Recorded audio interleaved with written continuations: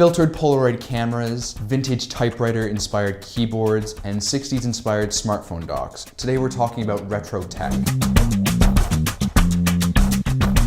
So first up, we have the Lomo Instant from Lomography, and essentially what this is a reinvented Polaroid camera. So you'll have the ability to not only take photos, but be able to print them instantly. So not only will you be able to print these photos, you'll also be able to add filters, which is absolutely something that someone who is into Instagram or maybe Pinterest would be interested in.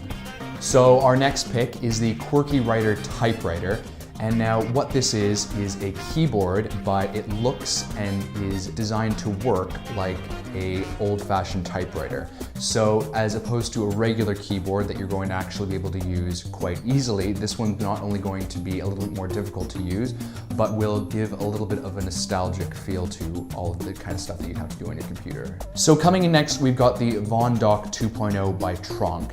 And now what this is a very simple and minimalistic way to charge and sync your iPhone. While this may look like something you'll find on Donald Draper's bedside table, this is actually a fully functioning piece of equipment that will be able to play music. You can also use it maybe as your alarm clock. So this one's exceedingly retro inspired, and not only that, it also has an analog clock built in, which is of course quite cool. So if you ever walked around when you were a kid with a cassette player in hand, then the iRecorder, which we've got up next, is going to look very familiar. So essentially what this does is it transforms your iPhone into a cassette tape.